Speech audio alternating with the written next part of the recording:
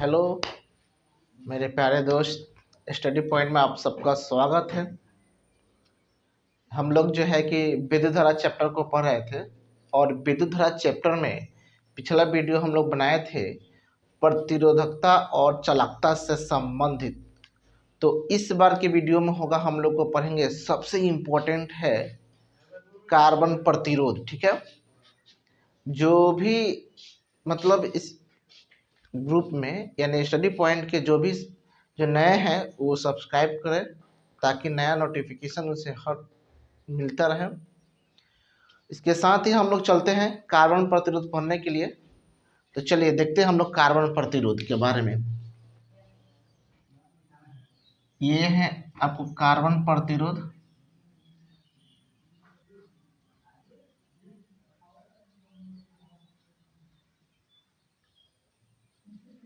ठीक है, तो हम लोग को कार्बन प्रतिरोध के बारे में पढ़ना है।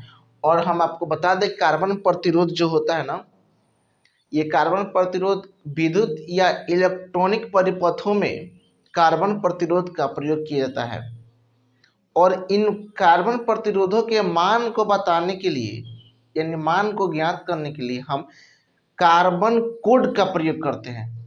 तो कार्बन प्रतिरोध का बार कोड ये आज का हमारा हेडिंग है और इसी से संबंधित हम लोग जो है ना आज पढ़ने वाले हैं। तो चलिए पहले हम क्या करते हैं, इसका डिफिनीशन देखते हैं और इसके बाद इससे हम इसके जो भी है उसको देखते हैं। देखिए, जैसे विद्युत या इलेक्ट्रॉनिक्स जो भी डिवाइस होते हैं उनके अंदर बड़े बड़े मान वाले कार्बन प्रतिरोध प्रयुक्त किए जाते हैं और उन कार्बन प्रतिरोधों को इतने बड़े मान होते हैं कि ज्ञात करना संभव हो पाता है। इसीलिए उन्हें हम कार्बन कोड के द्वारा यानी वर कोड होता है जिनके सहायता से उन प्रतिरोधों के मान को ज्ञात किया जाता है। तो जो वर कोड के सहायता से ज्ञात किया जाता है उन वर कोड के नाम और उनके मान को हमको देखना पड़ता है। तो चलिए हम लोग देखते हैं ये कितने ये जो भी ये वर कोड है। तो देखिए पहले हम इनके मान को बताना है। पहले हमें आपको ये बता दें कि आखिर ये कार्बन प्रतिरोध होते कैसे हैं। तो कार्बन प्रतिरोध में आपको तीन जो होता है ना कलर होते हैं और एक जो होते हैं अन्य कलर के रूप में होते हैं। ये आपको कार्बन प्रतिरोध है, यहाँ इसके एक टर्मिनल और ये एक टर्मिनल है। ठीक है, इसमें तीन कलर होते हैं, तो ए बी सी। ये ए है और ये बी है और ये सी है। एक अन्य कलर होता है जो डी है। ये बेलनाकार होता है, ये तीन कलर से प्रयुक्त होता है और इसमें एक अन्य कलर के रूप में होता है। ये हो भी सकता है और नहीं भी हो सकता है। ये कब नहीं होते हैं कब होते हैं इनके बारे में हम लोग डिटेल्स पढ़ने वाले हैं। तो फिलहाल ये जो है आपको कार्बन प्रतिरोध है।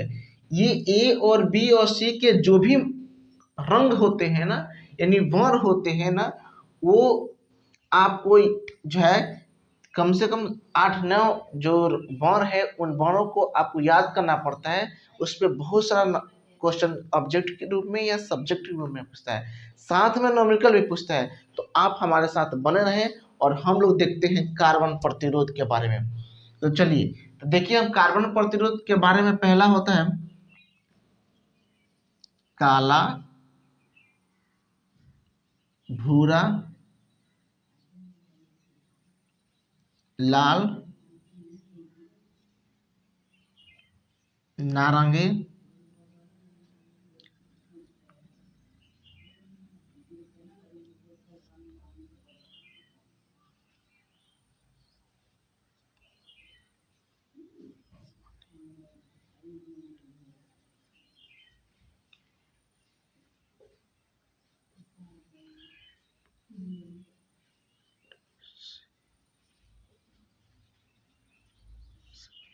चलिए तो हम ये जो है ना जो भी इसके रंग के नाम है वो आपके सामने हम लिख दिए हैं। ठीक है, काला भूरा लाल नारंगी पीला हरा नीला, ये नीला है, और उसके बाद बैगनी है, एस्लेटी है, उसके बाद सफेद है। ये रंग है, इनके कोड भी होते हैं। हम आपको इसको याद करने के भी तरीका बताएंगे, बहुत ही आसान तरीका बताएंगे। फिलहाल हम देखते हैं इनके कोड जो होते हैं ना, यहाँ पर हम लिख देते हैं ABC के रंग, ABC प्रतिरोध के रंग के नाम। ये जो ABC ये जो बैंड है, इनके रंग के ये नाम है। इसका कोड होता है, पहले होता है 0, फिर होता है 1 2 3 4 5 6 7 8 और 9। ये सब इनके कलर कोड हैं, ठीक है। इसके अलावा कुछ और भी रंग होते हैं, सुनहरा, चांदी और अन्य रंग। इन सब के मान होते हैं कुछ, देखिए ये जो होते हैं ना आपको ±5% और ये ±10% और ये ±20%। इन्हीं तीनों में से हम डी के मान को लेते हैं। इन तीनों का जो है डी के मान जो है इन्हीं तीनों में से लिया जाता है, जिसकी आवश्यकता होती है। हम लोग जो है न्यूमेरिकल पे इस चीज को देखेंगे। फिलहाल हम लोग यहाँ देखते हैं, जैसे काला का 0 है, भूरा का 1 है, लाल का 2 है। ये सब के सब कलर कोड है, और इन सब का प्रयोग जो है ना हम लोग न्यूमेरिकल बनाने में कहते हैं। अब देखिए, एक प्रतिरोध ज्ञात करने का एक फॉर्मूला होता है, AB गुने 10⁻C ओम ±D%। ये एक फॉर्मूला है जो हम इस कार्बन प्रतिरोध जो है उनके मान को ज्ञात कर सकते हैं। इस पे हम लोग हल कर सकते हैं। जैसे अब इस पे कुछ न्यूमेरिकल पूछता है, उस चीज को हम लोग देखने वाले हैं। फिलहाल देखिए, इस चीज को याद करने के लिए एक शॉर्टकट जो है ट्रिक बनाया गया है, जिससे हम बहुत ही आसानी से याद कर सकते हैं। अब इस ट्रिक को कैसे याद करें, यहाँ देखिए, कभी लाल, नारंगी, पीला हनी के बैट से सफेद। कभी लाल, नारंगी, पीला हनी के बैट से सफेद, ठीक है। ये जो है ना, इन सभी रंगों के नाम के याद करने के तरीके, एक ट्रिक कंसेप्ट है। जैसे देखिए, क से काला, भी से भूरा, लाल, नारंगी, पीला, ह से हरा, नी से नीला, के से कुछ भी, इसका मान यहाँ कुछ भी नहीं होगा। बस बै से बैगनी, स से स्लेटी और सफेद। ये आपको जो 10 कलर के नाम है, इनके द्वारा हम आसानी से याद कर सकते हैं। कभी लाल, नारंगी, पीला हनी के बैट से सफेद। कभी लाल, नारंगी, पीला हनी के बैट से सफेद। एक बार बोलिए तो जल्दी। और ये आपको कंसेप्ट याद होगा, ये ऑब्जेक्टिव में बहुत देता है। जैसे ऑब्जेक्टिव में होता क्या है, दे देगा, बोलेगा इनमें से कलर प्रतिरोध जो क्या बोलते हैं, कलर कोड का मान ज्ञात करें। चाहे सफेद है, चाहे बैगनी, कुछ भी दीजिएगा, उसमें आपका मान ज्ञात करना पड़ता है। तो हमें, और ये तो कलर के नाम हो गए। और काला से हम लोग याद करेंगे, काला का जो मान होता है 0 होता है। उसके बाद 1 2 3 4 5 हम लिख देंगे। पहले वाले का मान हम 0 लिखेंगे, बाकी सब 1 2 3 4। एक और बात है, ये जो भी कलर है, इनके जो है ना, क्या बोलते हैं, इनके स्थान को नहीं चेंज किया जाता, इनके नंबरिंग को नहीं चेंज करना है। जैसे कि रेड यहाँ है तो यहाँ रेड लिख दिया, नहीं, इसलिए कि ये सबका एक मान होता है, कलर कोड होता है। अगर आप किसी भी रंग के स्थान को चेंज करते हैं तो फिर जो है वहां पे उसके मान जो है इधर उधर होते हैं। इसीलिए इसके कलर के जो भी स्थान है वहां से हम इसको चेंज नहीं करते हैं। जैसे है नंबरिंग, उसी तरह से हमको याद करना पड़ता है। तो हम जो है इस नियम के तहत आसानी से याद कर सकते हैं और फिर जो है उसके कलर कोड के मान को लिख सकते हैं। अब हम लोग जो है ना इससे संबंधित कुछ सवाल देखने वाले हैं, तो चलते हैं। अब हम लोग सवाल एक बनाते हैं। उसके बाद पहला सवाल है, आपको यहाँ पे हम सवाल को यहाँ लिख देते हैं, फिर उसके बाद हम लोग देखते हैं। सवाल है, एक कार्बन प्रतिरोध में, एक कार्बन प्रतिरोध में हरा, लाल और पीला वार प्रयुक्त हुआ है, प्रयुक्त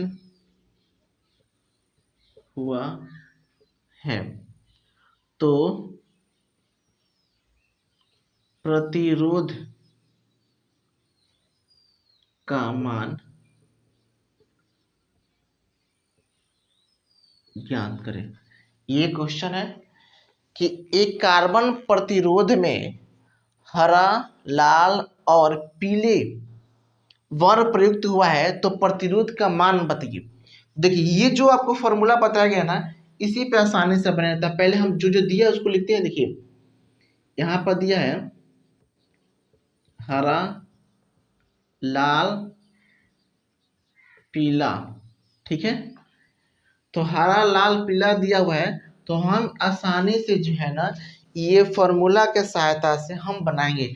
तो यहाँ हो जाएगा, आप क्या ज्ञात करना है, प्रतिरोध ज्ञात करना है। तो प्रतिरोध बराबर, देखिए हरा है पहले, तो हरा का मान कितना है, देखिए हरा यहाँ पे कितना है, यहाँ पे 5 है, तो 5, और रेड है, रेड के बाद 2 हो गया, क्लियर। उसके बाद यहाँ पे हरा का मान हम, जैसे इसको आप हाथ से भी कैलकुलेट कर सकते हैं, तो उससे तरह से लिख सकते हैं। उसके बाद देखिए गुने में है, तो गुना 10 के पावर क्या है, 10 के पावर सी है, सी माने पीला, पीला का मान कितना है 4, तो 10 के पावर 4 ओम। ये जो है हमारा सवाल बन के तैयार हो गया। तो ये इसका आंसर हो गया। तो इस तरह से सवाल देता है। तो ये सवाल कब बनेगा, जब हमें ये सभी रंगों के नाम और उनके क्रम को याद रखेंगे, तब ये आसान 1 सेकेंड में बन जाएगा। फिर हम लोग चलते हैं दूसरे सवाल की तरफ। तो दूसरा सवाल की तरफ चलते हैं। देखिए, दूसरा सवाल है, यदि कार्बन प्रतिरोध का मान 25 गुने 10 के power 3 ohm plus minus 10%, clear है, तो प्रयुक्त है, तो प्रयुक्त वार का नाम बताएं। माने ये जो मान प्रयुक्त किए गए हैं ना, तो इनमें प्रयुक्त होने वाले जो भी वार है उनका नाम बताना है। तो देखिए क्या है, ये 25 गुने 10 के पावर 3 ओम प्लस माइनस 10%। तो ये बहुत ही आसान है, अगर आपको इन सभी रंगों के नाम याद है तो। 2 पे कितना आता है, देखिए कभी क से काला 0 पाता है, भू से भूरा 1 पाता है, लाल, तो लाल के 2 पे आता है, तो हम इसका नाम लिखेंगे लाल, ठीक है। 2 नंबर पे क्या आता है, रेड आता है, नारंगी, पीला, लाल, नारंगी, पीला, हनी। तो हनी जो है आपको देखिए 1 2 3 4 5 आ रहा है ना, यानी कि कहने का मतलब है आपको ये 0 नंबर पर आता है, 1 नंबर पे, 2 नंबर पर, 3 नंबर पर, 4 नंबर पर और 5 नंबर में, यानी हरा आता है आपको 5 नंबर में, तो हरा। और पावर कितना है, 10 के पावर 3, यानी ये पावर 3 है, तो 3 नंबर पर कौन सा आता है आपको, नारंगी।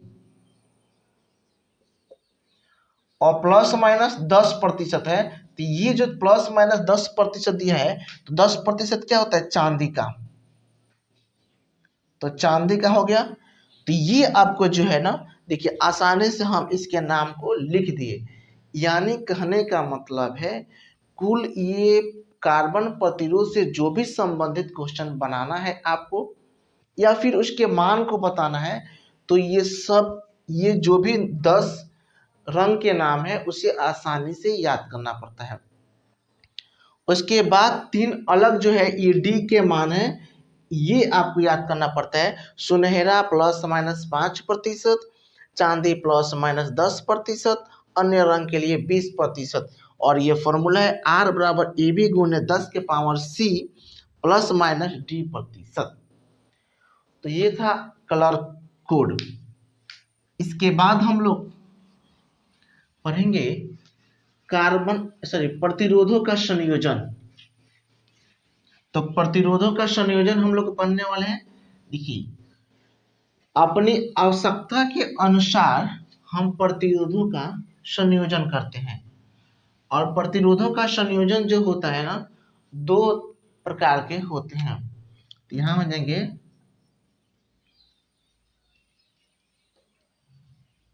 प्रतिरोधों का संयोजन। ठीक है, तो प्रतिरोधों का संयोजन जो है 2 तरीके से किया जाता है। एक नंबर श्रेणी क्रम संयोजन, दूसरा होता है समांतर क्रम यानी पार्श्व क्रम संयोजन। ये 2 तरह के संयोजन होते हैं। अपनी आवश्यकता के अनुसार इसे संयोजन किया गया है, समूहन बनाया गया है। तो हम लोग जो है ना, ये पहले वाले को पढ़ने हैं। पहला नाम है आपको श्रेणी क्रम संयोजन। श्रेणी क्रम संयोजन। तो देखिए श्रेणी क्रम संयोजन में होता क्या है, इसका डिफिनेशन पर हम ध्यान दें। 2 या 2 से अधिक 2 या 2 से अधिक प्रतिरोधों को इस प्रकार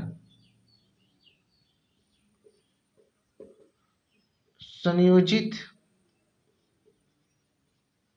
किया जाता है।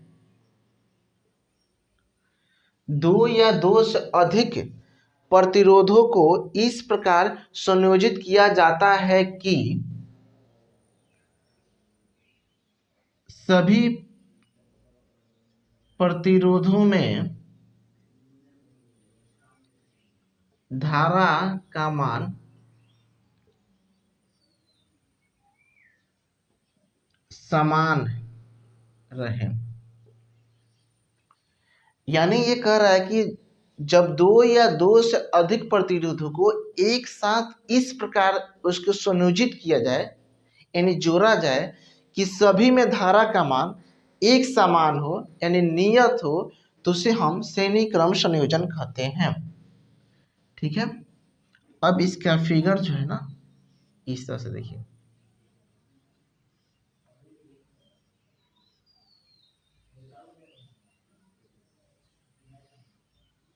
ये बैटरी है, ये कुंजी है, इसे हम कनेक्ट करते हैं, प्लस माइनस।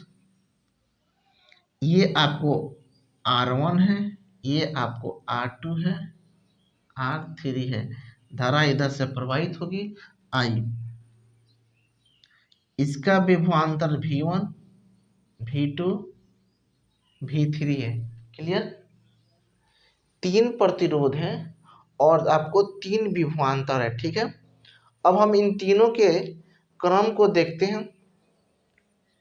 देखिए यदि 3 प्रतिरोध को आपस में जोड़ दिया गया है यहाँ पे इस प्रकार कि पहले प्रतिरोध के दूसरे सिरे को दूसरे प्रतिरोध के पहले सिरे से कनेक्ट किया गया है। इस तरह से किया गया है, सभी का विभवांतर है।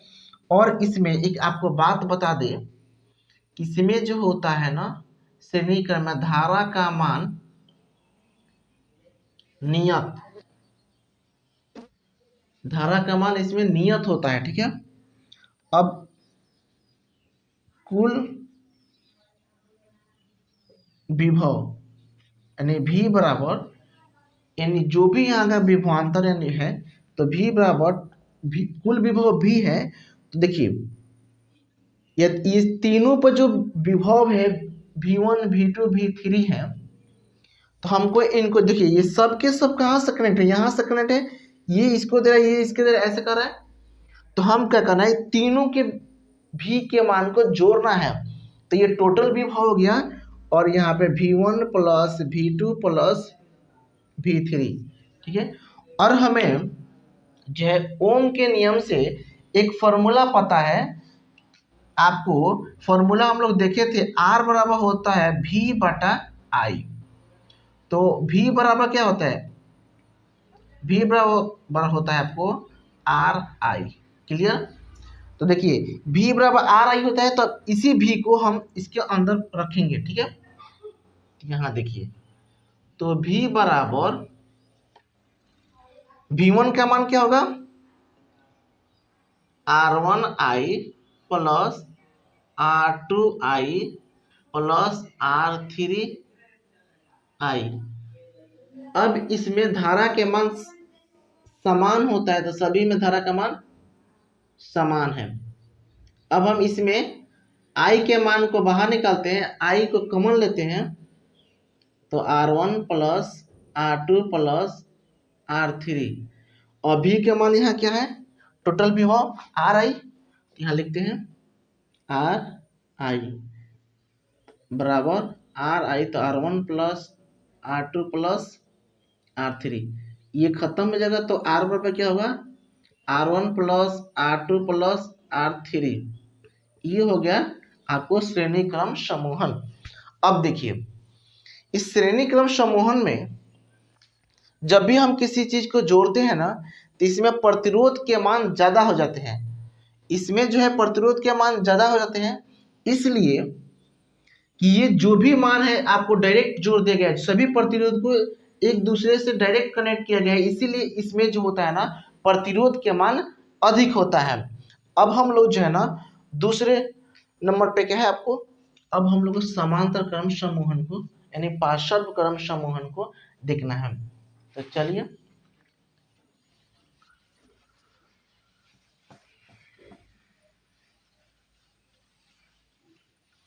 श्रेणी क्रम समूहन में प्रतिरोध का मान अधिक होता है, जबकि समांतर क्रम समूहन में प्रतिरोध का मान कम होता है। इधर से भी मिटा दे।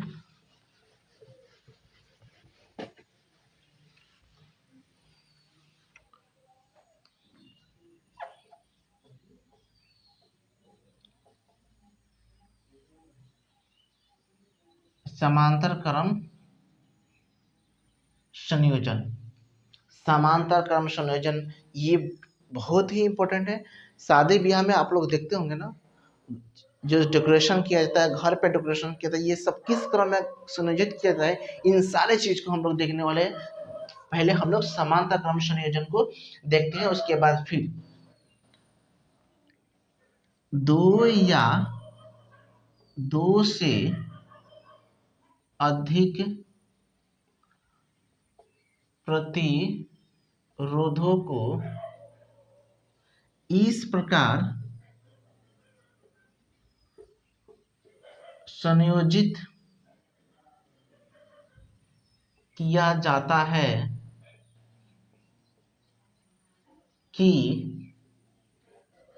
दो या दो से अधिक प्रतिरोधों को इस प्रकार संयोजित किया जाता है कि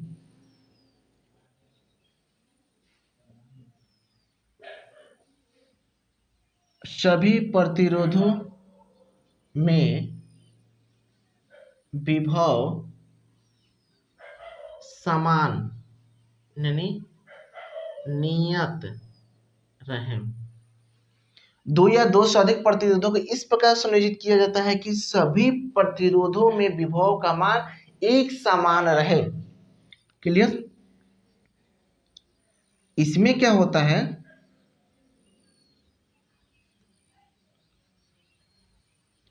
प्रतिरोधों को इस प्रकार सुनिश्चित किया जाता है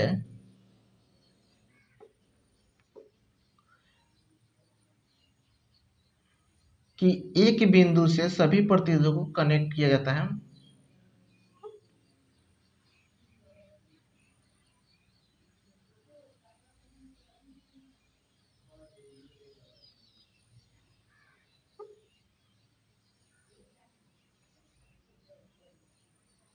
ये है, देखिए इसमें तीन प्रतिरोध है, R1, R2, R3।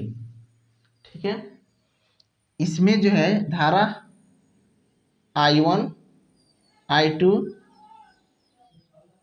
I3, इसमें जो धारा का मान है I1, I3, ये विभव है। यहाँ पे एक बात देखिए, इनमें सभी प्रतिरोधों को एक बिंदु से कनेक्ट किया गया है, एक ही बिंदु से सभी प्रतिरोधों को कनेक्ट किया है, जबकि श्रेणी क्रम में सभी प्रतिरोधों को, सभी के प्रतिरोध को अलग अलग बिंदुओं से कनेक्ट किया गया है था। और इसमें जो होता है ना, सभी प्रतिरोध को एक ही बिंदु से कनेक्ट किया गया है। तो यहाँ पे कुल, एक बात यहाँ बता दें, इसमें जो होता है ना, आपको V का मान नियत होता है, यानी कि V का मान जो होता है ना वो बदलता नहीं है, यानी कि V नियत होगा, नियत। उसमें धारा का मान नियत है, इसमें विभव का मान नियत है। तो कुल धारा I, ठीक है, कुल धारा I है, तो मान लीजिए इसमें कितना धारा प्रवाहित हो रहा है, I बराबर I1 plus I2 plus I3। और हमको पता है फॉर्मूला ओम के नियम से R बराबर होता है V बटा I। ठीक है, तो अगर हमको I बराबर निकालना हो तो क्या होगा, I बराबर हो जाएगा V बटा में R। क्लियर? हमें जो है I बराबर निकालना होगा तो V बटा R। अब हम यहाँ पे कुल प्रवाहित धारा का मान ज्ञात करना है, तो I बराबर I1 plus I2 plus I3। तो I1 का मान पहले प्रतिरोध के लिए V बटा R1 प्लस V बटा R2 प्लस V बटा R3। अब इसका मान क्या है, यहाँ पे V बटा R बराबर, इसमें से V बाहर निकालेंगे तो 1 बटा R1 प्लस 1 बटा R2 प्लस 1 बटा R3। V से V कैंसिल हो जाएगा और हो जाएगा 1 बटा R बराबर 1 बटा R1 प्लस 1 बटा R2 प्लस 1 बटा R3। ये हो जाएंगे आपको समानता क्रम समूहन। ठीक है, अब देखिए इसमें जो होता है ना, प्रतिरोध का मान कम होता है। इसमें क्या होता है, प्रतिरोध का मान कम होता है। ठीक है, इसलिए कम होता है कि इसमें प्रतिरोध जो होता है ना उल्टा करके जुड़ा हुआ है। और देखिए हमें इस समांतर क्रम संयोजन का प्रयोग घरेलू यूज किया जाता है, इसलिए इसमें प्रतिरोध का मान कम होता है। और प्रतिरोध का मान कम होगा तो हमें आसानी होती है किसी भी उपकरण को प्रयुक्त करने में। श्रेणी क्रम में प्रतिरोध का मान ज़्यादा होता है तो उसे हम घर में यूज नहीं कर सकते हैं, और इसका यूज हम घर में आसानी से किसी भी उपकरण को चलाने के लिए कर सकते हैं। और एक और बात है, इस समांतर क्रम संयोजन में अगर कोई भी उपकरण खराब हो जाता है फिर भी दूसरा उपकरण काम करेगा, लेकिन श्रेणी क्रम समूहन में यदि एक उपकरण खराब हो गया तो उसके अगले उपकरण जो है ना काम करना बंद कर देगा, यानी पूरा सिस्टम बंद हो जाएगा। ऐसा इसलिए कि उस समूहन श्रेणी में सभी उपकरणों को एक ही बिंदु से ज्वाइंट जो है नहीं की जाती है, अलग अलग बिंदुओं से एक दूसरे से दूसरा तीसरे से ऐसे कनेक्ट होती है। तो पहला अगर बीच का खराब हो गया तो बाकी सब सिस्टम बंद हो जाएगा। लेकिन इस प्रकार के समूहन में सभी के सभी जो होते हैं ना एक ही बिंदु से ज्वाइंट होती है। अगर इसमें ये काम करना बंद कर दे तब पर भी ये दो चीज आसानी से आपको काम करेगा, यानी बीच वाला भी अगर बंद कर दे तब भी ये काम करना शुरू होता है। इसीलिए ये जो है समूहन बहुत ही सरल और आसान होता है, इसीलिए इसका हम लोग जो है प्रयोग करते हैं।